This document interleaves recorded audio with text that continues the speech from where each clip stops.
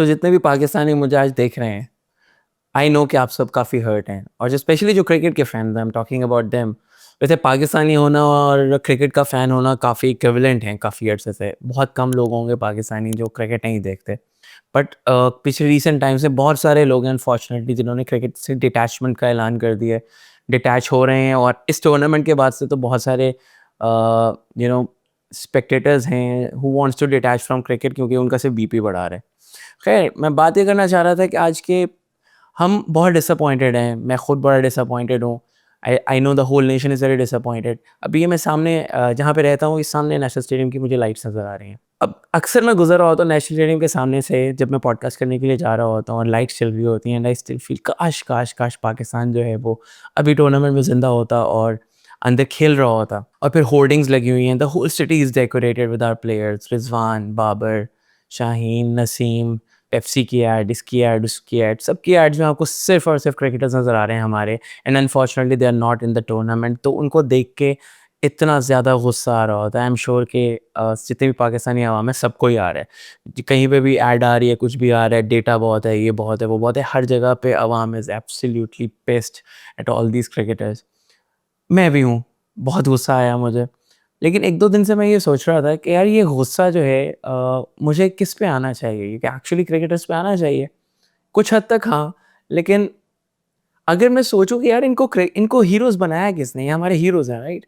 इनको हीरोज़ बनाया किसने? इनको हीरोज़ बनाया मैंने, इनको हीरोज़ बनाया आपने, इनको हीरोज़ बनाया हम सब ने मिलके। तो गुस्सा क्या हमें खुद पे नहीं आना चाहिए कि हमने ऐसे लोगों को अपना हीरो बनाया क्यों है? इस बात में कोई शक नहीं है कि हमारी कौम हीरोज़ के लिए बहुत भूखी है, क्योंकि we have seen a lot of bad circumstances in our country, और बहुत प्रॉब्लम्स देखी हैं हमने अपने मुल्क में। और ये जो हीरोज़ हैं ये हमें अक्सर क्रिकेट से मिले हैं। स्टार्टिंग फ्रॉम 92 वर्ल्ड कप एक वेव आई आपके हीरोज़ की। आपके जितने भी मेजर यू नो एडवर्टाइज़मेंट्स थी वो सब क्रिकेटर्स करते थे। Cricketers were the the hottest selling commodities.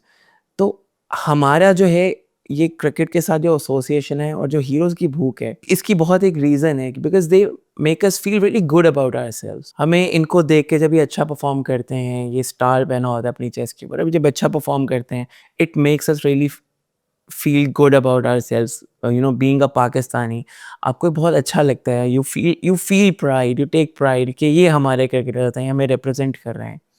लेकिन अनफॉर्चुनेटली वक्त के साथ साथ हमारे जो हीरोज़ का भी स्टैंडर्ड बहुत लो हो गया है, और हमारे हीरोज़ की सिलेक्शन का स्टैंडर्ड भी बहुत लो होता जा रहा है। एक टाइम था जब हमारे हीरोज़ होते थे Javed Miandad, Imran Khan, Mohammad Yusuf, Inzamam ul Haq, Waqar Younis, so many of them, like ये हीरोज़ होते थे हमारे।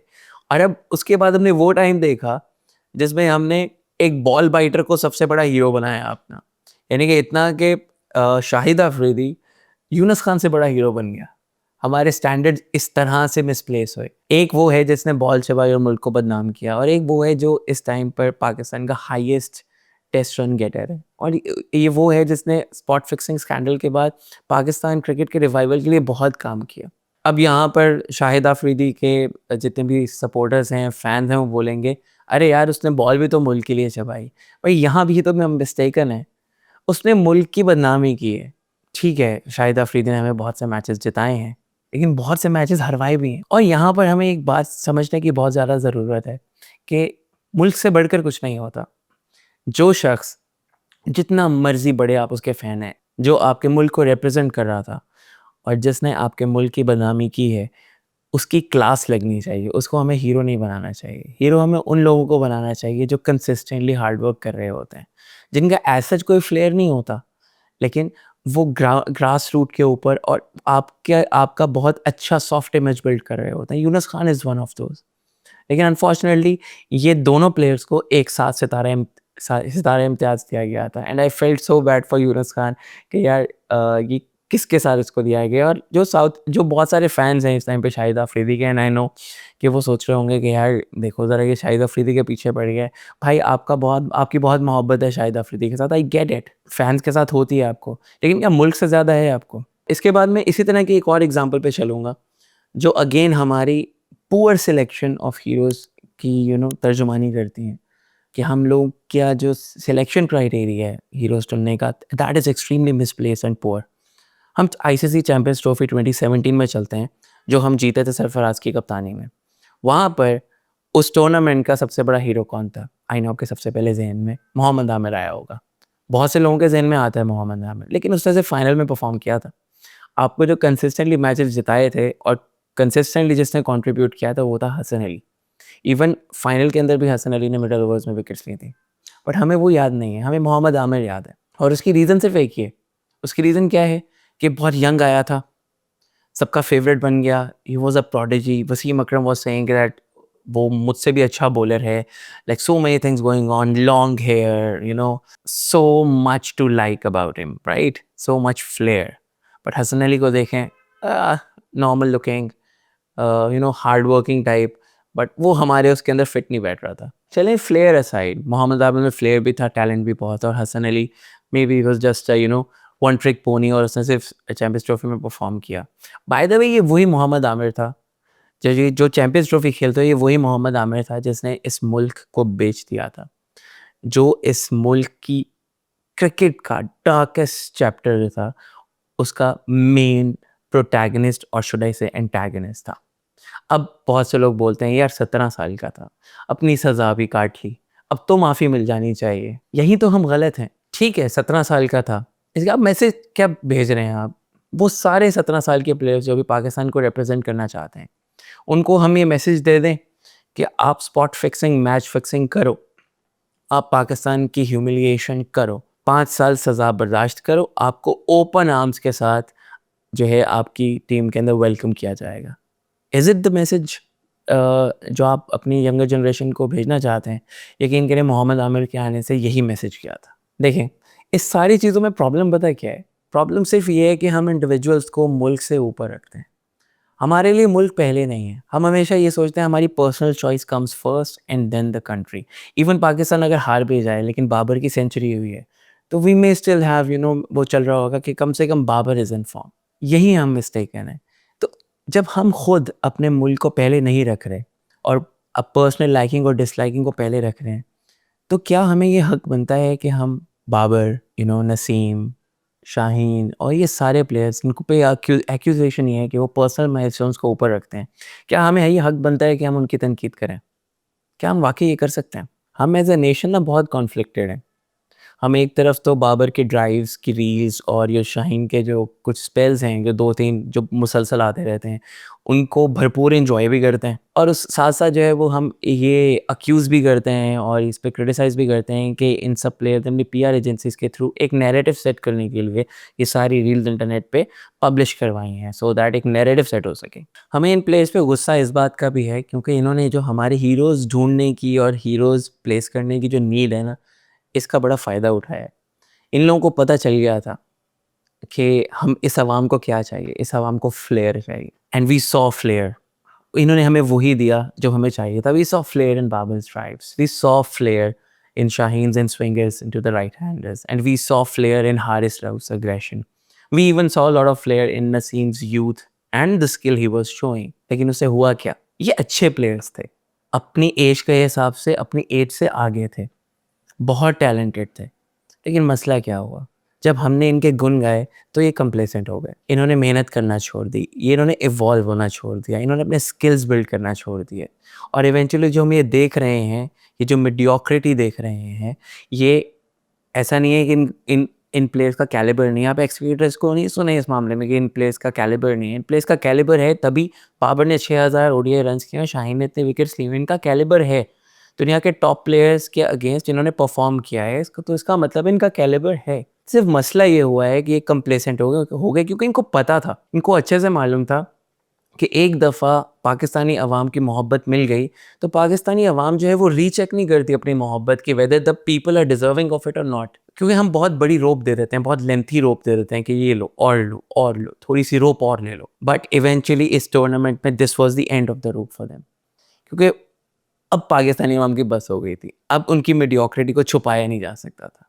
अब उनकी lack of effort, lack of skill को छुपाया नहीं जा सकता था। इन्होंने वेट गेन कर लिए। इन्होंने look at Babar, he was a prodigy as well. इतनी कम उम्र में इतने ज़्यादा रन्स करना कोई आसान काम नहीं है। ये जितने एक्स क्रिकेटर्स बैठ के बात कर रहे होते हैं, इनमें से कितने लोग जो हैं, वो आधे रन भी नहीं कर सके होंगे इसकी एज में। आज बाबर 30 साल का हो गया है and we have been waiting for him to come of age और ग्रेट्स की लीग में जाने के लिए हम बस वेट कर रहे हैं बाबर का, but it didn't happen. 6000 ODI runs है बाबर के, but still there are so less memorable performances because उसने तब परफॉर्म नहीं किया when it mattered the most. वो अक्सर कहते हैं ना कि जब मैटर्स बड़े होते हैं तो बाबर आजम ड्रेसिंग रूम में पड़े होते हैं। तो ये वो लैक ऑफ मेहनत है जो कि बाबर ने नहीं की उस लेवल पे पहुंचने के लिए जहाँ पे उसको जाना चाहिए था, जहाँ पे हम लोग वेट कर रहे थे कि वो जाएगा। अभी हम पाकिस्तानी अवाम का टेस्ट है कि इन प्लेयर्स को डिस्कार्ड नहीं करना। डोंट डोंट थिंक कि ये प्लेयर्स को डिस्कार्ड करने हैं क्योंकि ये यूजलेस हैं। They are not useless players. इन प्लेयर्स में हमने इन्वेस्ट किया है, इमोशनली भी, फाइनेंशियली भी। ये प्लेयर्स हमारा बहुत बड़ा प्रोडक्ट है। ये हमारा टेस्ट ये है कि हम इन प्लेयर्स को मेक श्योर करें, प्रेशर डालें मीडिया के थ्रू कि हम इनको डोमेस्टिक में भेजें, इनको ग्राइंड करवाएं, मेक श्योर कि they earn their place and they earn respect again. और ये हार्ड वर्क की जो वैल्यू होती है ना, उसको दोबारा से समझें, क्योंकि जब तक वो ये नहीं करेंगे ना, इन प्लेयर्स को ना मैं रिस्पेक्ट करता हूँ, ना आप रिस्पेक्ट करते हैं, और बहुत से जूनियर क्रिकेटर्स भी इन प्लेयर्स को रिस्पेक्ट नहीं करते। आप मोहम्मद हारिस की स्टेटमेंट्स देख लें, आमिर जमाल की देख लें, बहुत सारे और जूनियर प्लेयर्स होंगे अंडर 19 में जो जो देखते हैं, जो क्लियरली इनको पता चलता होगा कि ये लोग अपने माइलस्टोन्स के लिए खेल रहे हैं। बाबर की जो इनिंग्स थी न्यूजीलैंड के मैच के अंदर, इट वाज सो पुअर। वो किसी भी प्लेयर को देख के पता चल गया होगा कि यार ये अपने माइलस्टोन के लिए खेल रहा है। जब तक ये लोग मेहनत नहीं करेंगे दोबारा से, ये अपनी रिस्पेक्ट अर्न नहीं कर सकते। इस टाइम पर राइट एट दिस मोमेंट, ना मैं बाबर की ना मैं बाबर या ऑल दी अदर 5 प्लेयर्स जो सीनियर प्लेयर्स हैं हमारे, ना मैं रिस्पेक्ट करता हूँ, ना आप करते हैं, और ना ही जूनियर क्रिकेटर्स करते हैं। वो क्रिकेटर्स जो पैशनेटली पाकिस्तान को सर्व करना चाहते हैं और जिनको क्लियरली नज़र आ रहा है ये वो प्लेयर्स हैं जो पर्सनल माइलस्टोन्स के लिए खेल रहे हैं, और जिनको मार पड़ती है तो इनको कोई शर्मिंदगी नहीं होती, कोई एम्बैरेसमेंट नहीं है। They don't go into the nets and bowl their heart out, they don't. तो दोस्तों, ये हमारी क्रिकेट है, ये पाकिस्तान की क्रिकेट है, और इसमें बेहतरी लाने के लिए हमें खुद ही एफर्ट करनी पड़ेगी। हमें इसके लिए सिस्टम में घुसने की भी ज़रूरत नहीं है, क्योंकि सिस्टम इतना वीक है कि हमारी एंट्री ऑलरेडी है। पीसीबी इतना वीक है कि सिर्फ मीडिया प्रेशर और पब्लिक प्रेशर की बेसिस पे आके चेंजेस कर देता है टीम के अंदर। तो इसको हमें यूज़ करना चाहिए। हम सिस्टम तो ऑब्वियसली नहीं बदल सकते, हम कोई डोमेस्टिक का स्ट्रक्चर चेंज नहीं कर सकते, और जितने भी बड़े बड़े डिसीजंस हैं हम नहीं कर सकते, लेकिन हम फिर भी एक सिग्निफिकेंट रोल प्ले कर सकते हैं अपनी क्रिकेट को बेहतर करने के लिए। और वो ये है कि हम मेक श्योर करें, अपनी एक्सपेक्टेशंस मैनेज करें, और उन प्लेयर्स को सपोर्ट करें जो पाकिस्तान को ऊपर रखते हैं और पर्सनल माइलस्टोन्स को नीचे रखते हैं। वैसे मैं आपको एक बात बताऊं, मुझे नहीं लगता ये जो सारे क्रिकेटर्स हैं, बाबर, रिजवान, शाहीन, नसीम, हारिस, ये पाकिस्तानी अवाम की कोई रिस्पेक्ट करते हैं। शायद अब थोड़ा सा अंदाज़ा हो गया हो इनको, लेकिन मुझे नहीं लगता कि अभी भी हुआ होगा इनको, क्योंकि ये बहुत ऊपर चले गए हैं और इनको बहुत ज़ोर से पटकने की ज़रूरत है नीचे। और अनफॉर्चुनेटली इनके दोस्त यार जो भी आपस में हैं, वो भी कोई अच्छा मशवरा देने वाले नहीं हैं। आपको सच बताऊं, मुझे नहीं लगता कि ये क्रिकेटर्स हम पाकिस्तानियों की एज अ नेशन रिस्पेक्ट करते हैं। और आप सोचें तो क्यों करेंगे? हम इतने वोलेटाइल हैं अपने ओपिनियंस में, कभी इस एक्सट्रीम पे चले जाते हैं, कभी इस एक्सट्रीम पे चले जाते हैं। हैदर अली ने 2 इनिंग्स अच्छी खेल दी तो उसको रोहित शर्मा बना दिया। ख्वाजा नाफे ने 1 इनिंग खेली और उसको एबी डिविलियर्स से कंपैरिजन शुरू कर दिया, और वो उसने अपनी ज़िंदगी में पूरे पीएसएल में उसने 1 ही इनिंग खेली थी। अब साइम अयूब को हम सईद अनवर बनाने के उसमें हैं। मेरी सिर्फ आप लोगों से रिक्वेस्ट है कि बच्चों को खेलने दें, कोई कंपैरिजंस नहीं करें। उनको ये बताएं हमेशा कि there is room for improvement, और उनके ज़हन में ये बात ड्रिल करने की ज़रूरत है कि पाकिस्तानी अवाम का प्यार आसानी से नहीं मिलेगा, और अगर मिल गया तो इसको फॉर ग्रांटेड नहीं लेना, क्योंकि ये मुसलसल नहीं मिलेगा। You have to keep working hard, और हमें ऐसे प्लेयर्स को बैक करना है जो मेहनत में बिलीव करते हैं, जैसे यूनुस खान थे, जैसे मिसबाह उल हक थे। क्योंकि अगर आज हमने ये नहीं किया ना, तो यकीन करें क्रिकेटर्स के नाम पे हमें सिर्फ फ्रॉड्स मिलते ही रहेंगे, और इस तरह के फ्रॉड्स आपको बहुत सारे इस टाइम पे टीवी चैनल्स पर नज़र आ रहे हैं। इनकी बातें आप बिल्कुल भी सीरियसली नहीं लें।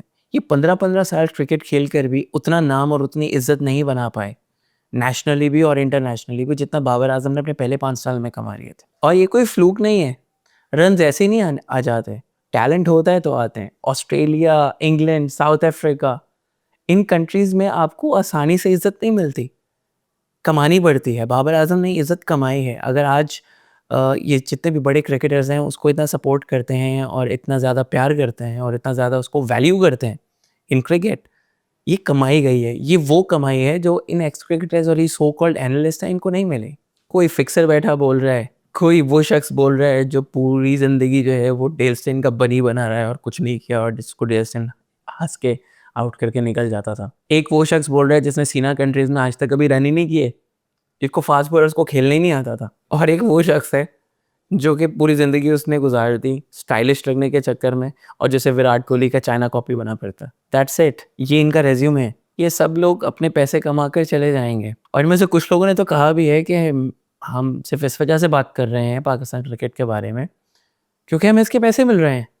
Otherwise we don't care about this team. और रियली जिस क्रिकेट ने आपको बनाया है, जिस क्रिकेट ने सब कुछ किया है, आप इवन इवन हमारे जो लेजेंड्स हैं वसीम अकरम वगैरह, why don't they go into this garbage and clean this? किसने करना है? और आपने इतना एक्सपोज़र है, आपके पास सब कुछ है, why don't you go into the grass root level? But अपने घर की सफाई में हाथ गंदे कौन करेगा? अपने घर की तो सफाई नहीं करनी ना हमें। तो इवेंचुअली ये टीम आपकी है और मेरी है और हार्ट ब्रेक भी हमारा है। ये सब क्रिकेटर्स चले जाएँगे। इनको अपनी-अपनी जॉब्स मिल जाएँगी, मेंटरशिप मिल जाएँगी, महीने के 5 मिलियन कमाएँगे, 6 मिलियन कमाएँगे। दे डोंट केयर कि एक नॉर्मल फ़ैन जो है, जिसकी ज़िंदगी में इतने सारे मसले होते हैं, फाइनेंशियल मसले होते हैं, कितने सारे मसले होते हैं और एक पाकिस्तान की विन उस फ़ैन की ज़िंदगी में क्या करती है जब वो अपनी टीम को अच्छा खेलता हुआ देखता है। They can never understand this. तो ये हमारा मसला है और हमें अपनी प्रायोरिटी सीधी करनी पड़ेंगी। हमें उन कैरेक्टर्स को सपोर्ट करना पड़ेगा जो पर्सनल माइलस्टोन्स को पीछे छोड़ के आते हैं और पाकिस्तान को यहाँ रखते हैं। हमेशा याद रखिएगा आप, जो पाकिस्तान की जर्सी होती है, पाकिस्तान सामने लिखा होता है और प्लेयर का नाम पीछे लिखा होता है। There is a reason for this और वक्त आ गया है कि पाकिस्तानी इस जर्सी की इंपॉर्टेंस को समझें। आप मेरे साथ एग्री भी कर सकते हैं और बहुत सारी चीज़ों के बारे में डिसएग्री भी कर सकते हैं, but after all this is just a one man's opinion.